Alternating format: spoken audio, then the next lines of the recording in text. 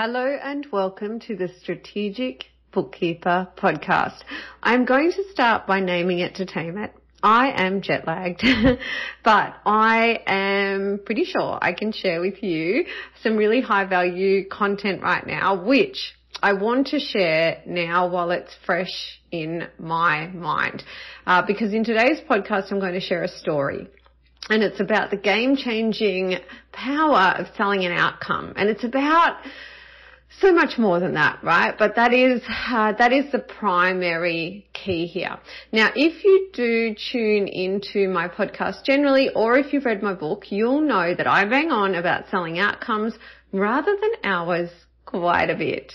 And this podcast illustrates a real life story of how I doubled my fees, how my prospective client was aware that I doubled my fee structure, how and why he could see the value and was outcome focused, and therefore was happy to proceed. What I'd really love is for you to listen to this podcast and allow a seed to be planted that will help you to make a paradigm shift, which will add up to future-proofing your business, your practice, as well as allowing you to truly thrive, to have an incredible impact on your clients, and eventually the privilege of living your dream on your terms. Now, I just listened to the podcast the whole way through, and I've got to tell you, it's a lot. Like, I think back 13 years or even 10 years or even 7 years, and if I was listening to the content that I share in this podcast, I would definitely have more questions and answers at the end of it. But what I'm going to ask you right now is to please listen right through, because the content I share in today's podcast is so powerful, but also for this reason. So some of you are going to listen to this podcast, and throughout parts of it, you're going to think to yourself, I can't do this. This isn't for me. Yeah? These are your limiting beliefs, and I want to make your current ceiling your new floor. And I promise you that I can. Okay? And also that I have built this system, the system I share in my book. I've built this for you, for bookkeepers, not for anyone else. Okay, so when you think, I can't do this, I don't understand this, I'm telling you right now, you can do this.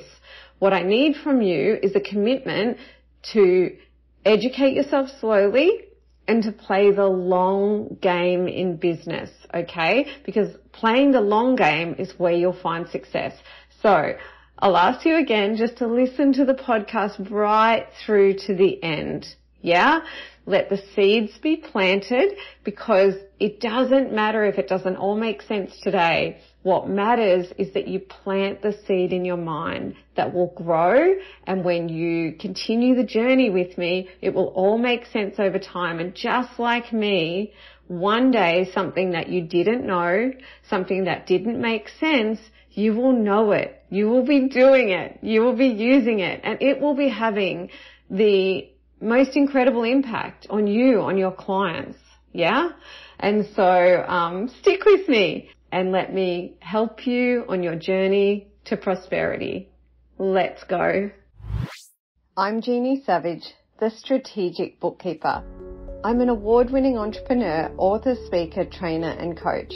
After 13 years in practice and after scaling into a lifestyle business where I could choose my own adventure, I'm sharing my secrets to success, my secret sauce recipe on how to build a thriving practice, delight your clients and ultimately live your dream on your terms. This podcast is a companion to my book. In each weekly episode, I'll share strategies for scaling and success. This is your time to shine, to step up, to become a strategic bookkeeper and enjoy all the benefits it brings to you and your clients. Okay, so let's jump right in. As I said a minute ago, I wanted to do this podcast while it was fresh in my mind, jet lag or not.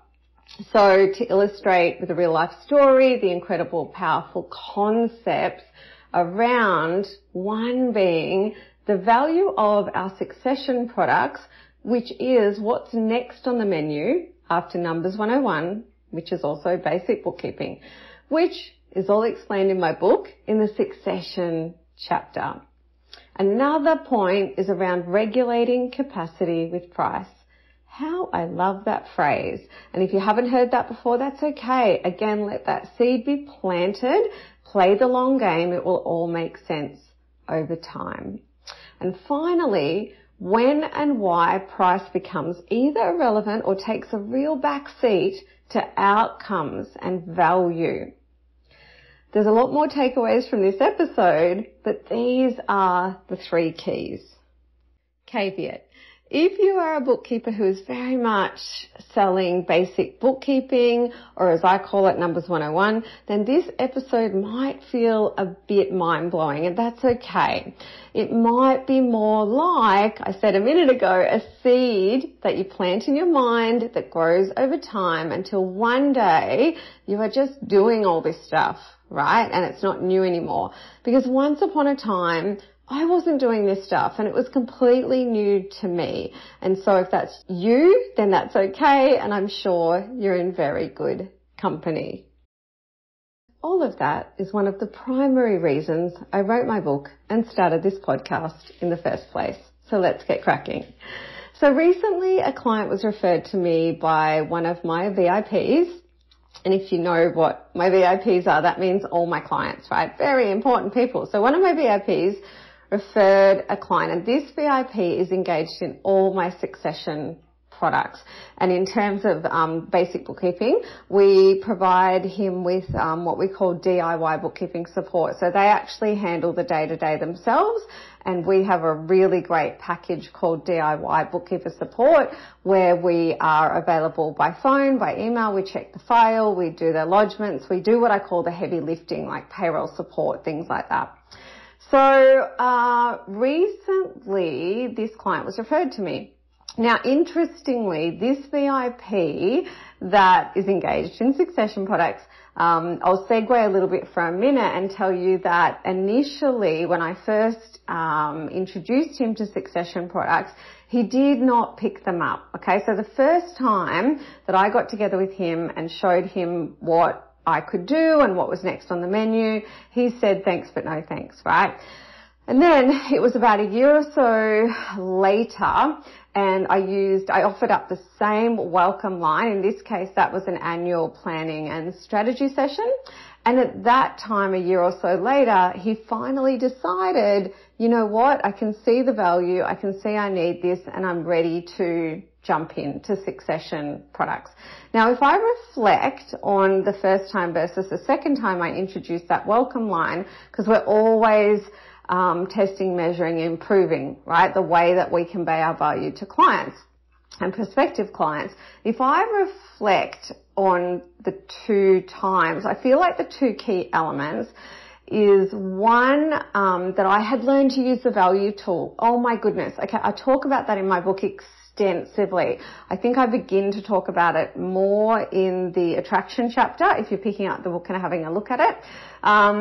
And I learnt the value tool, right? So that was game changing. I'm not going to go on about that now. You can read about it in the book and I'll drop a link to it in the show notes. Secondly, I had better assets. Assets. So also known as collateral. So think of sales and marketing collateral. Think of brochures, right? So digital brochures, actual brochures, any collateral that helps you to speak client and convey your value. So it was 2 things. I feel like I was using the value tool and I had better collateral, and that helped that client self-assess his need and desire to engage in our succession products. Because as you know, I always say as bookkeepers, we are not sellers, we are solvers, right? So I don't like anything salesy and high pressure. I like to help clients and prospective clients see my value, be outcome focused, and then self-assess whether we're right for each other, right? I like to help them with that. So this VIP has been so thrilled with the impact of working together for the last couple of years in the succession product space that when a business buddy asked him how he freed up so much time in his business, he said, just one lady, Jeannie Savage, which led to the referral. Now, you probably already know that when a client is referred to you, price is far less likely to be a priority, but it is not the be all and end all. And I don't like that. Some people out there are saying that it is, okay? So it's just one piece of the puzzle. So making sure that price takes a back seat to outcomes and value is more like a jigsaw puzzle, and a referral being the lead source is just one very small piece of that puzzle, okay? But yes, generating referral business is a lot more powerful than generating cold leads through advertising, although advertising can still work, and it's all covered off in my book.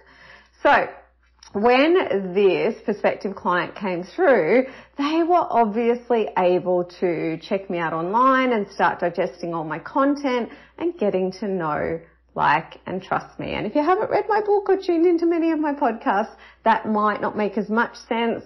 Once again, please go back to my content to understand more of this. Moving on. Now, at the time of getting this referral, I wasn't particularly hungry for the work. My focus was steadfastly on the strategic bookkeeper business, while my practice, Cloud9, primarily was taking care of itself. But this client would require some of my attention, even if it was only an hour, a month, but my time is precious. And so the fact is, I really did have a very limited capacity, and I did consider, do I really want to take on any more work in this space? Because I was really solidly involved in my passion project, my legacy project, which is the Strategic Bookkeeper. But I decided to explore working with this client, probably based on gut feel as well. And so I conducted a needs analysis. And from the needs analysis, I decided I was interested in proposing services to this client.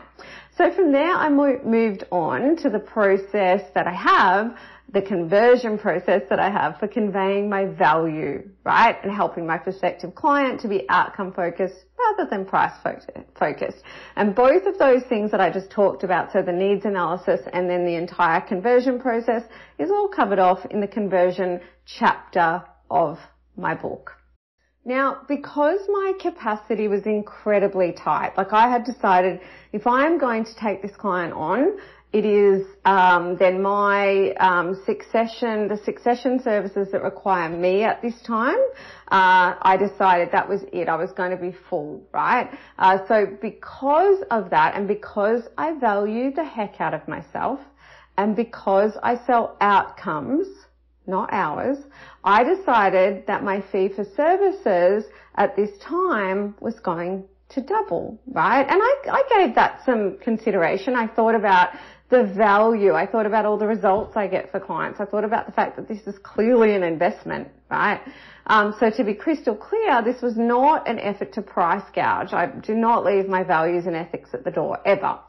So, and actually my expectation with succession services is that my clients will make far more money than they spend on me, which makes it an investment and not a cost, okay? And I also offer no lock-in contracts. So I work month to month because I want my clients to work with me because they love me and they continue to see value, not because I lock them into a contract, okay? So lock-in contracts are fine if you want to use them. I simply don't, and in 13 years it hasn't been a problem for me, and it's one of the things I use in my value proposition and in my selling points and my unique selling proposition, and my guarantee that I offer to clients is that we have no lock-in contracts.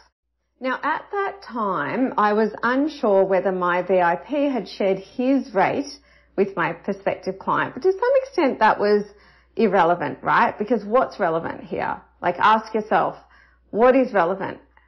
What's relevant is the outcome. Yeah? So if I, for example, if I charge someone, say, $10,000 for something, but then they can, from that, they make an extra $100,000, well, that's like investing in shares or property, right? So hopefully you're starting to get this concept of outcomes versus hours. So, as I said at the time, I wasn't sure if my VIP had shared his rate with a prospective client.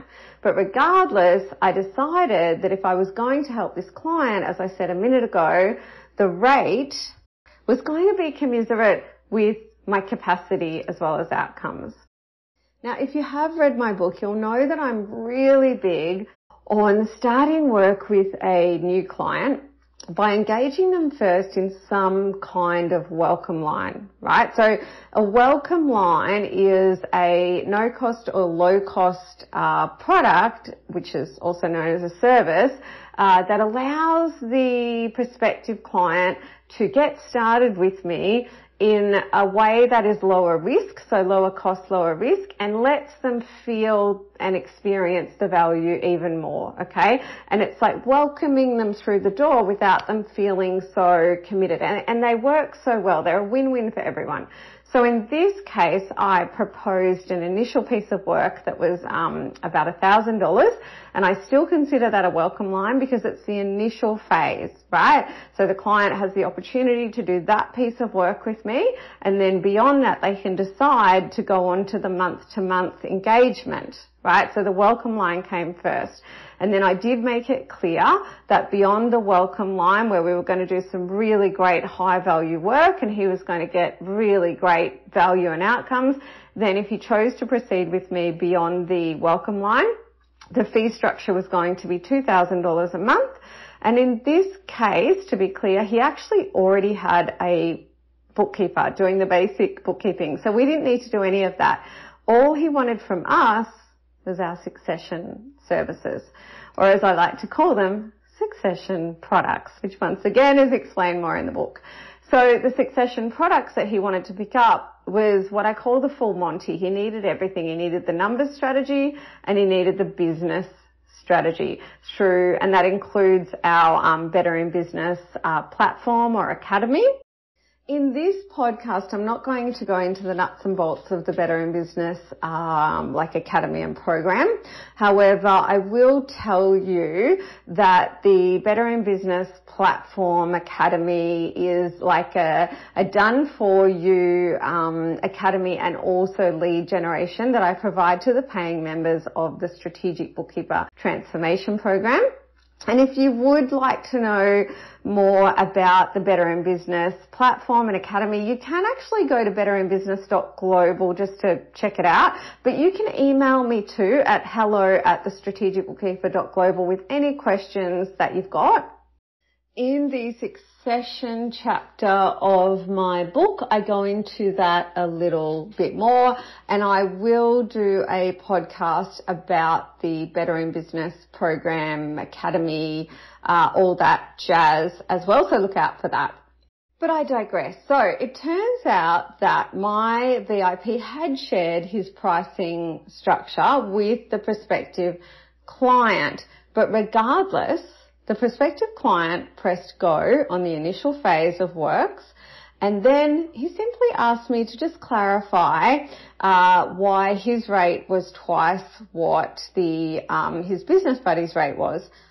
And so I was very honest with him. I told him that the VIP was on old pricing, which is the truth, and that he was going on the new pricing. I also told him that my capacity for this kind of work was very, very tight, and that in fact, after he pressed go and came on board, that I'd be closing my books for that section of our work. I told him that there are no lock-in contracts, and my expectation was that he would make a lot more than we charged in fees. And because he was so outcome focused, all of that made total sense, and it was totally up to him to self-assess, right? So I knew that the idea that I had doubled my fee structure there, he had the right to find that acceptable or unacceptable. He found that acceptable. Why did he find that acceptable? Because he's focused on outcomes, and so am I. Now, once again, if all of this feels a little bit or a lot new and a lot like, oh my goodness, what the heck is she talking about? Let it marinate. Let the seeds be planted. Okay, play the long game to success. And remember, this was once all new to me too. Now, one thing I want to point out that at no time in our conversation did I use the word cost. because I consider it a dirty word in our industry. So our services, your services, should be an investment, not a cost. Okay, so I would just love you to adopt that as well. Now, what I was also doing is, and the client could see, I was regulating capacity with price. Okay, I wasn't super hungry for the work. I certainly wasn't desperate. I don't think anyone should act out of desperation for work. I think you should know your terms, back yourself, and go for it. And there's a podcast on that you can listen to. Just look for the title. Now, in terms of the time that I will spend with that client and that my colleague will spend with that client to achieve outcomes, we don't set a fixed amount of time, because we do put our hand on our heart and we want to sell outcomes. So let's say that in 2 hours in 1 month, we can get incredible results, then it's 2 hours. Let's say that we need to spend 4 hours or 6 hours. Month to month, the time will change, right? I've got clients I work with in this space that need to give me a call about an important project and spend an hour with me, okay, for, at that particular time. So the time that we spend is a little bit irrelevant. I always have an idea of minimum and maximum time that will be invested in a client, but my focus is on outcomes. And I've also learnt that just spending more time with a client is not a gift. It's not beneficial. It's not the thing that helps them, right? In fact, the less time that you have to spend with them is the gift, because it's giving them time back. This client actually said to me, I really want to get more time back, right? So it's not about the time that I spend with him. It's about the impact that I have on his business. And I just want to be so clear about that. If you feel like you've got clock watching clients, that is something to really think about here, right? And it's not all going to change overnight for you. You have to play the long game. You have to educate yourself. The key here, and what I've learned over time, is that when I can reduce the time required to get an outcome, that is valuable to a client. Yeah. So my clients don't watch the clock, because I've structured everything so that they don't need to watch the clock. What they watch is the outcomes. Yeah. And if we're talking outcomes, then it all comes back to my vision for my clients, right? Which is in the brand section of my book. So my vision for my clients is prosperity and peace of mind, or in full, it's optimal business performance, prosperity, and peace of mind. So we are all focused on getting those outcomes, whether that takes an hour or 100 hours, right? That's what we're focused on. And we use diagnostic tools, which is all included in the program, and I talk about them in the book, to measure where they are at the beginning and how they're progressing along the way in terms of primarily profit, cash, and time, because they are the three primary things that most business owners want to pull out of their business. Now, with my trainer and assessor hat on, I just want to revise the 3 key takeaways, because I know there's a lot of takeaways here, right? But the 3 key takeaways from this story was 1, the power of succession products, which is what's next on the menu after basic bookkeeping. Number 2, regulating capacity with price. And number 3, when and why price becomes either irrelevant or takes a real back seat to outcomes and value. I recently did a podcast called Know Your Terms, Back Yourself, and Value the Heck Out of Your VIP Clients. And I'd like to tie this story a little bit to that story, right? So on the very same day that this prospect pressed go and accepted my fee structure, became a VIP client, paying rates that I once thought impossible, right? I once had a limiting belief around this, right? So on that very same day, another VIP client, all my VIPs are wonderful, a wonderful VIP client asked if he could press pause on services for a few weeks due to capital raising problems, to which I responded by giving him 1 month free bookkeeping plus $2,500 of complimentary succession services. And actually, I thought nothing of it. The opportunity to get to give back to the VIP clients who support me every single day in my practice is amazing to me. And actually, I think it's manners. And if you listen to that other podcast, Know Your Terms, Back Yourself and Value the Heck Out of Your VIP Clients, you'll hear the story of when I did this with another client. And I'm telling you this to illustrate that, as I said earlier, this is not about price gouging. This is not about, how much can I charge? This is about profit and making money being the byproduct of your impact and doing something remarkably. I am so happy to tell you that the client whose story I shared in that other podcast is now absolutely thriving. Yes, we supported them a lot, okay? We gave them, I think it was 2 or 3 months complimentary bookkeeping. We gave them tons of strategy. They had been with us 13 years, as you'll hear in that podcast. They went from thinking they were going to have to close the business to actually getting through it, just getting a bit of clarity, getting back in control, and now absolutely thriving. Did we all do that? Did we do all that? No, we didn't. We were there to shine a light and support them. Yeah, we were part of the journey, and that to me is just phenomenal and so exciting. Now, you know I'm all about helping you take action. So let's talk about that right now. So I feel like from this episode you might have more questions than you have answers. So here's what I'm going to suggest. Definitely jump on and join our private Facebook group called the Strategic Bookkeeper's Way. And I'll drop a link to that in the show notes, right? And in there, ask questions. Yeah? If you think that the emperor has no clothes on, shout out, "The emperor looks naked to me," right?